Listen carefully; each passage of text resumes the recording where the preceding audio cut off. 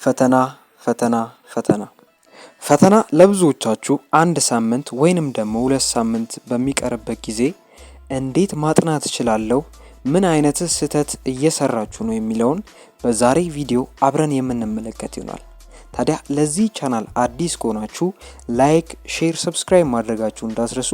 ወደ ቪዲዮ እንለፍ።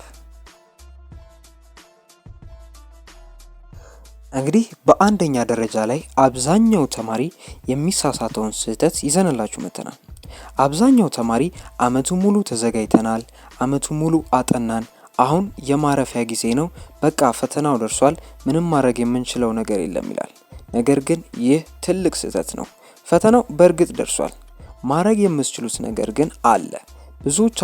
ብዙዎቻችን የምናጠፋው ነገር ፈተናው ልክ ሲደርስ አሁን የሚመስለን በቃ አሁን የሰራነውን ጊዜ የምናጭድበት ጊዜ ነው ብለን እናስባለን።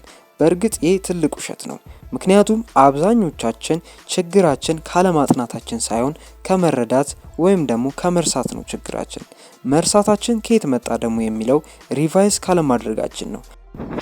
አመቱን ሙሉ ከምናሳልፈው ጊዜ ይልቅ ይህ ጊዜ በጣም ወሳኝ ነው።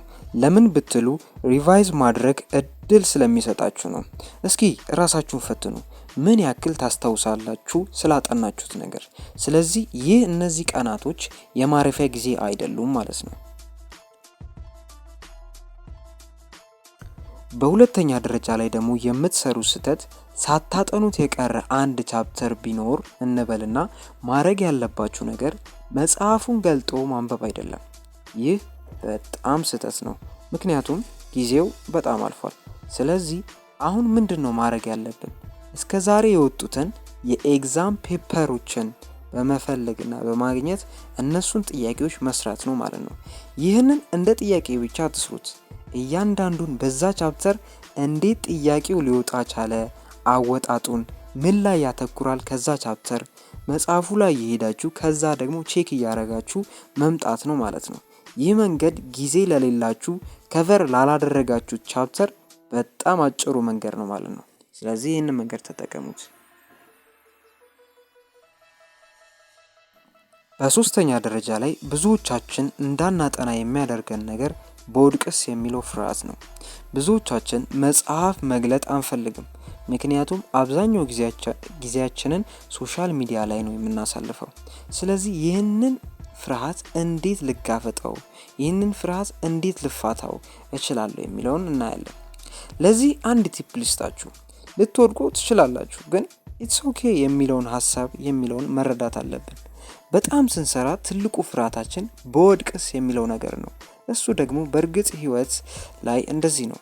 100% እርግጠኛ የሆነ ነገር የለም። ስለዚህ ፈተናውን ስትሰሩ ማወቅ ያለባችሁ ነገር ልትወድቁ ትችላላችሁ፣ ነገር ግን እርግጠኛ የምትሆኑት ሰርታችሁ ልትወድቁ ትችላላችሁ፣ አሊያም ደግሞ በራሳችሁን ስንፍና ልትወድቁ ትችላላችሁ ማለት ነው። የትኛው ይሻላል? ራሳችሁን የምትወቅሱበት ህይወት ወይንስ የቻልኩትን አድርጌያለሁ፣ ማድረግ የነበረብኝን ፈጽሜያለሁ፣ ስለዚህ ማድረግ የምችለው ፈተና ላይ ገብቼ መስራት ነው፣ ያን ደግሞ እሞክራለሁ የሚለው ነው። አረዳዳችሁን መቀየር አለባችሁ ማለት ነው። ካለ መስራት ልውደቅ ወይንስ ደግሞ ከህይወት ከሚያጋጥሙኝ አንዱ ፈተና አወዳደቅ ልውደቅ የሚለው ነው። ይህ ደግሞ የእናንተ ምርጫ ነው።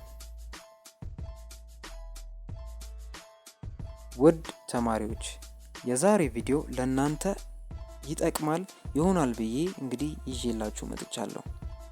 ታዲያ ለዛሬ የነበረን ቪዲዮ ይህንን ይመስል ነበር።